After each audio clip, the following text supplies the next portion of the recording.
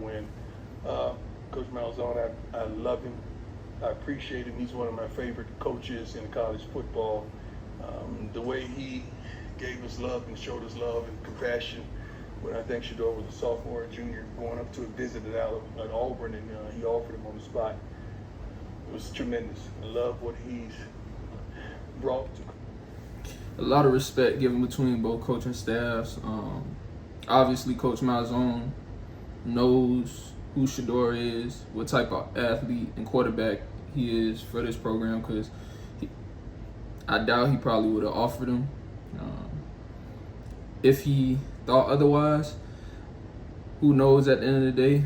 But given the situation, given the circumstances, there's just a lot of mutual respect shown on both sides. They both know they got to bring their A game at the end of the day, and it's going to pose for an exciting game. College football, a lot of similarities. He does it his way, and I love the way he does it. He's unapologetic about the way he does it, and he's with a bunch of Florida boys, which is my home state, which I absolutely adore. And it's going to be a great game. I look forward to the contest. They run the ball extremely well. They get to the ball. That's going to be a big key point in the game, because there's supposed to be a storm. So if there is, harsh weather conditions, granted, rain may come, but Colorado just came out of a game that was raining and still was able to do what they wanted to as an offense. So, given the circumstances, we're going to see how weather affects it. But being that UCF runs the ball a lot, I don't see it affecting them as much. Colorado being a pass-heavy team, that could cause for some disruption due to the weather conditions. But we're going to see, man. Colorado is known to shock the world and make us believers, so I wouldn't put it past them. On defense, pretty much a veteran team when you're looking at several seniors on each side of the ball. So that's experience, a tremendous amount of experience, and they don't make a lot of mistakes. Big quarterback, strong guy that can not only throw the football, but he could run as well. So we're and what's crazy is work cut. What's crazy is I heard that the quarterback from UCF ended up posting something about like Shador being the top quarterback in the country as motivation in his locker. So I mean that gives another added motive boost for UCF to win. Anytime you play in Colorado, everybody gonna give him the best shot, but the quarterback may be taking it more on the personal side to prove like he's in the same league as Shador. So whenever you have a mentality like that going into a game, it always makes it even more exciting because you play with that added chip on your shoulder on top of, Colorado already having a target on their back. So it's going to be interesting, man. Put out for us. Let's go. Hey, Coach. How you doing? Good, how are you? Mickey Everett's 2 Sports Report. As you mentioned, you're facing a run-heavy offense this week. How is Robert Vincent and his defense preparing for such a fit? Well, we got to load the box up and pray and just stop the run. I feel good. That is not a good, he keeping it real, but that ain't a good game plan, man. Hopefully loading the box does help, but if that's the game plan, boy. Hey, Coach Prime got a strong connection to God, so hey, that prayer could change some things. But yeah, that's crazy. He just said that. Good about our scheme. I feel good about what I saw at practice today. I feel good about what we've been accomplishing versus the run defensively. We got to improve in some certain areas, but I think we get Chidozie back this week as well. That's a tremendous plus because of his attitude, his leadership, and the way he works.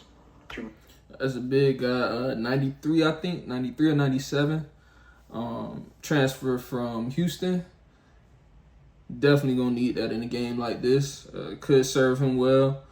Definitely a run stopper and playmaker that is needed on the defense against a team like UCF. So a big plus for Colorado to get him back. Tremendous plus. Hey, Coach, Ryan Scholes from Ralph Report. How you doing? So you've been doing good. You've been really complimentary of Coach Malzahn from Big 12 Media Day on. He's been very complimentary to you as well. what does it mean to be coaching against a colleague and a friend like Coach Malzahn on such a big stage? Well, it's an honor. It's an honor. You got to understand, I was a high school coach visiting those guys, taking my kids on the college tours. And now to have the opportunity to coach on the same field, it's an honor. It's a tremendous honor. And I got love for him. I mean, after we played him, then I could call him for advice. I don't want him. He's not going to give me advice before. But he's one of the guys that I would call for advice on certain situations that may occur with college football players. I'm pretty sure everybody's dealing with the guys that wants the red shirt, and I think everybody's dealing with that right now. So you're having those meetings. We're not the only one having several meetings, but I'm pretty sure a host of college football coaches are having those, and I would like to know how they deal with certain situations. That's an interesting topic to discuss. Going into the fourth game of the season, I don't know if it's you have to redshirt before playing in the fourth, or the fourth game of the season has to be your last game in order for you to redshirt. But I know a lot of kids are if they're not getting the playing opportunity that they like, they redshirting right now, which could cause some lapses in depth for the entire team later on down the road. So I'm interested to see what the answer is for that. Colorado is winning, so it's not like they're in a lose situation. But I wonder how coaches are solving that problem with everybody wanting the red shirt and transfer portal being the way that it is. It's an interesting topic. Situations, but maybe after the game. That's what Chip Kelly told me last year. He said, after the game, you can call me. How you doing, sir?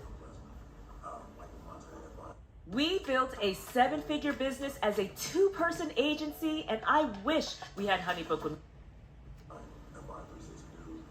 How's Shiloh and Dallin doing?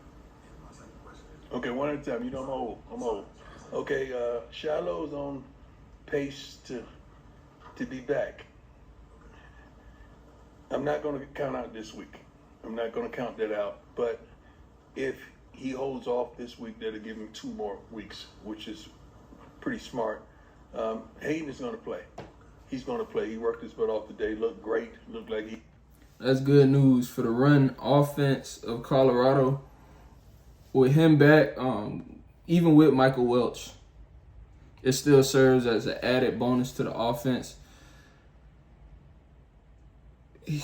He'll be put in a position where he's coming off injury, but when you're going against a team like UCF, any help is a plus. And with Shiloh coming back, hopefully in the next coming weeks, that's even more of a advantage for the defense to have on the back end.